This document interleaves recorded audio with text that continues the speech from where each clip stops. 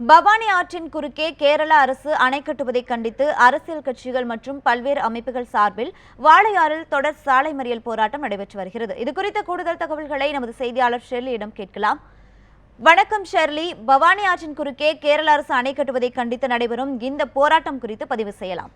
கேரள அரசானது பவானி ஆற்றின் குறுக்கே 6 பகுதிகளில், அதாவது தேக்குவட்டை, மஞ்சுக்கண்டி உள்ளிட்ட 6 பகுதியில் தடுப்பணை கட்டும் பணியானது மேற்கொண்டு வருகிறது. முதற்கட்டமாக தேக்குவட்டை என்ற பகுதியில் அதன் தடுப்பணை கட்டும் பணியானது முற்றிலுமாக ஒரு நிறைவடையக்கூடிய தருவாயில் இருக்கிறது. அடுத்தபடியாக மஞ்சக்கண்டி பகுதியிலும் அந்த தடுப்பணை கட்டுவதற்கான பணி முடுக்கிவிடப்பட்டிருக்கிறது. சுமார் 1.5 கிலோமீட்டருக்கு இந்த தடுப்பணையானது கட்டப்பட்டு நீரானது தேக்கி வைக்கப்பட்டால் கோவை, ஈரோடு, திருப்பூர் உள்ளிட்ட மாவட்ட மக்களின் விவசாயம் மற்றும் குடிநீர் கடுமையாக பாதிக்கப்பட்டு இந்த 3 மாவட்டமும் வறட்சியால் கடும் ஒரு பாதிக்கக்கூடிய நிலை ஏற்படும். எனவே இதனை கண்டித்து தமிழகம் முழுவதும் பல்வேறு போராட்டங்கள் எதிர்த்து வந்தன. அப்போது இருந்த முதல்வர் திரு பன்னீர்செல்வம் அவர்களும் இது தொடர்பாக மத்திய அரசிடம் முறையிட்டார். ஆனால் இது தொடர்பாக எந்த ஒரு நடவடிக்கையும் எடுக்கப்படவில்லை. தொடர்ந்து கேரள அரசானது கேரள மாநிலத்தில் பவானி ஆற்றின் குறுக்கே தடுப்பணையானது கட்டப்பட்டு வருகிறது.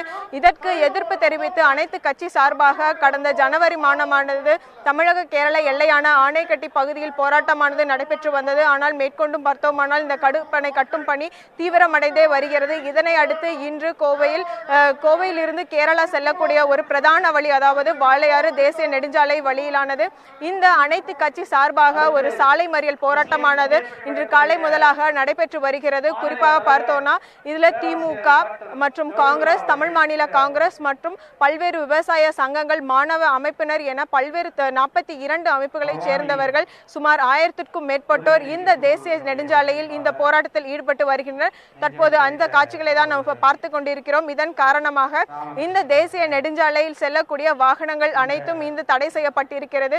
குறிப்பாக இந்த வாளையாறு என்பது பார்த்தோமானால் தமிழக கேரளா, அதாவது கோவை வழியாக கேரளா செல்லக்கூடிய வணிக வாகனங்கள் ஒரு நாள் ஒன்றுக்கு சுமார் 2500க்கும் மேற்பட்ட வாகனங்கள் செல்லும். அந்த வாகனங்கள் முற்றிலுமாக இந்த போராட்டம் காரணமாக கேரளாவுக்கு செல்ல முடியாமல் ஒரு தடை செய்யப்பட்டிருக்கிறது.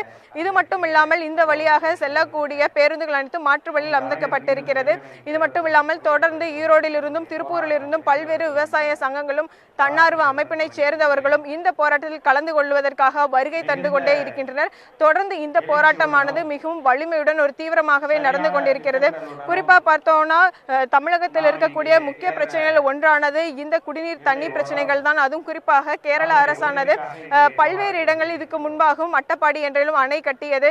அதுவும் தமிழக அரசு மற்றும் பல்வேறு அமைப்புகள் போராடி அந்த அணை கட்டும் பகுதியை தடுத்து நிறுத்தினர். தற்போது இந்த சூழலில், அதாவது காவிரி நடிநீர் தீர்ப்புக்கு எதிராக கேரள அரசு இந்த செயல்பாட்டை செய்து வருவதாக கண்டித்தும் தமிழகத்தில் காவிரி மேலாண்மை வாரியம் அமைக்க வேண்டும் என்று வலியுறுத்தியும் இந்த போராட்டமானது இன்று தொடர்ந்து நடைபெற்று வருகிறது. ஸ்ரீவித்யா, பவானி ஆற்றின் குறுக்கே கேரள அரசு அணை கட்டுவதை கண்டித்து தமிழக கேரள எல்லையில் நடைபெற்று வரும் சாலை மறியல் போராட்ட களத்திலிருந்து கூடுதல் தகவல்களை நமது செய்தியாளர் ஷெர்லி தர கேட்டோம். உங்கள் தகவல்களுக்கு நன்றி ஷெர்லி.